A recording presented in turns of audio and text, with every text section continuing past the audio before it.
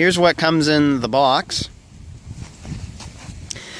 The pole saw is in 2 pieces with a cord connecting them right in the edge here. The pole seems to be made out of fiberglass, it looks like to me. Here's the owner's manual. It came very, very well packaged. Nothing's broken, bent. This is model PS6108. So here's some of the specifications on this pole saw. 120 volts, 60 hertz, 6 amps. 4,500 RPMs. Uses an Oregon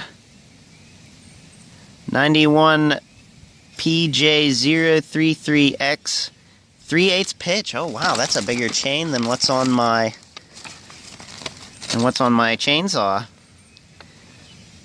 It has a gauge of .050, 33 drive links, bar length of 8 inches, automatic lubrication.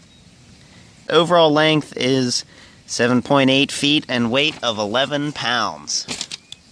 There is also a registration card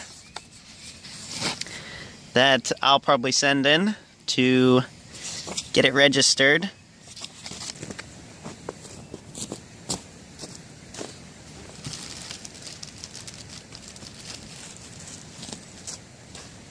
So the pole saw is just in 2 pieces here, and it comes right out of the box. Looks like that. We'll get this out of the way. And you just take the 2 halves. And it looks like they press together here. I'll probably have to loosen up. There's a lock here that I take the whole way off.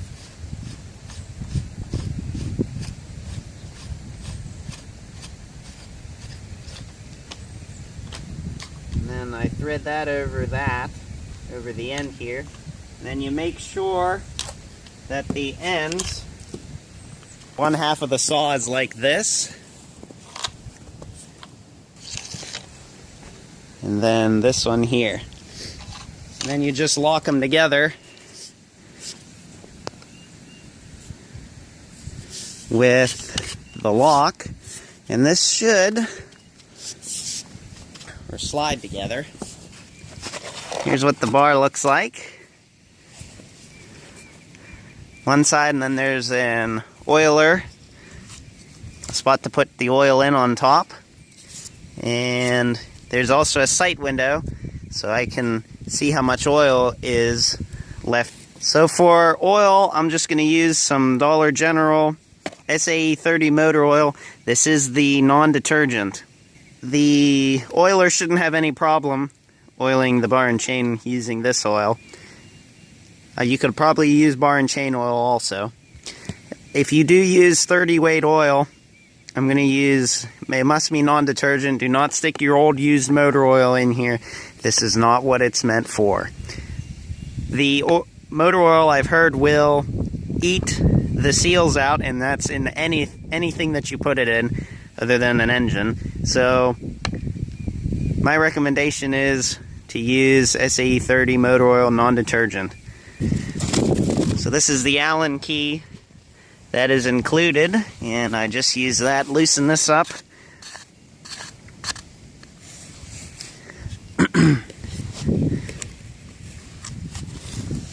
And there's a screw on the side here. And it's pretty easy to adjust the chain on this thing. Taking the bar and chain off is very easy. You just undo the cover with this knob, and you take off this cover here and undo the screw. It's in this little hole right here, right there, and then the bar and chain will just pop right off. And to put the chain back on, just put it around the gear and make sure that's in the groove. I'm glad to see that this comes with an Oregon bar and chain. The gear in here is metal, I like to see that. I know some of these, I think some of these come with a plastic gear, so I'm glad to see that this one has a metal one. So I'm going to talk about what I'm going to be using to power this, because it is a corded pole saw. And that is my little 2-stroke Harbor Freight generator. This pole saw pulls 6 amps. This thing has a total max output of 6.5 amps. So this generator will run this pole saw. Where I usually use this, there is no electricity.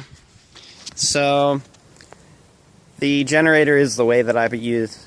This is the way that I use to power it.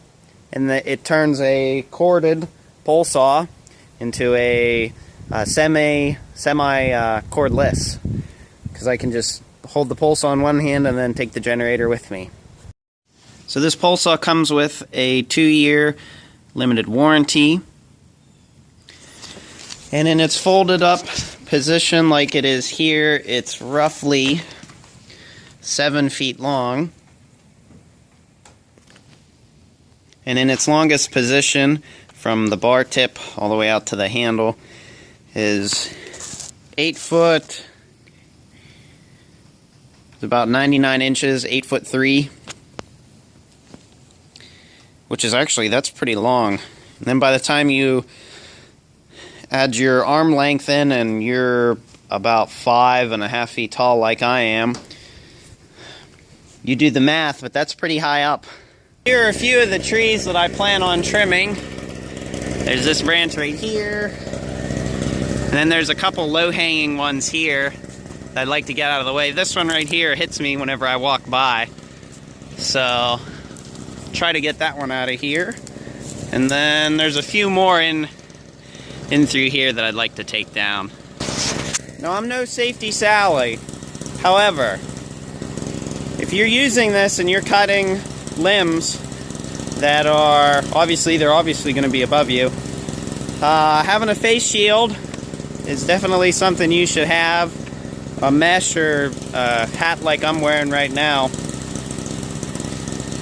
I remember I was using a pole saw years ago. I actually had a piece of wood that fell into my eye, and man, it took a lot of time to dig that thing out. I didn't have to go to the hospital or anything, but it was just real pain, and it's just best just to use a face shield or something, glasses, something to protect your eyes, because it will rain sawdust on top of you. So this is how the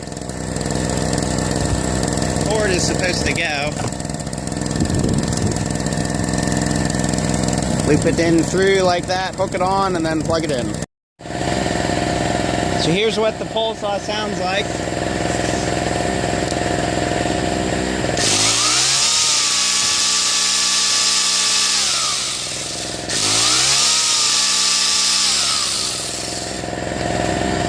So let's trim some trees.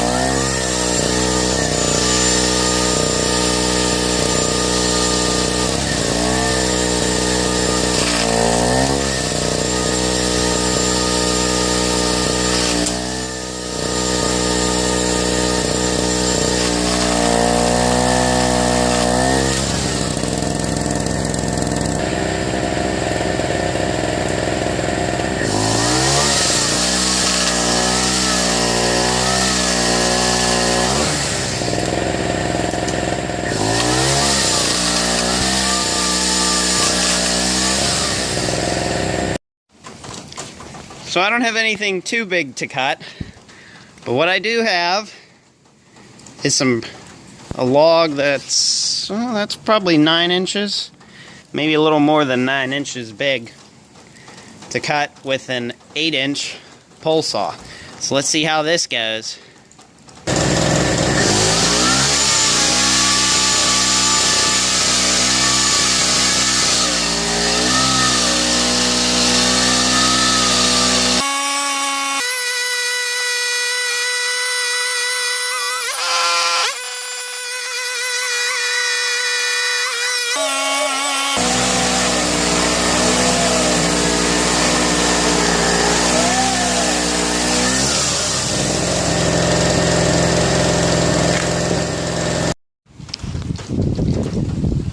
So obviously I do not recommend cutting something this big. That was just to demonstrate how much power the pole saw has. And boy, you can really hear my little 2-stroke generator working. So this has been my review of the Powersmart pole saw. Overall, very good build quality. I like the angle on the bar, because if you're cutting up a branch real high like this with the ones that just come straight out, it'll pinch and then the branch doesn't want to fall right. So overall, I'm very impressed with this thing. Seems to work pretty good, and I can see the oil level. I really like that. Thank you all for watching. Hope you enjoyed my video. Don't forget to like, comment, and subscribe for more. And I'll see you in the next one.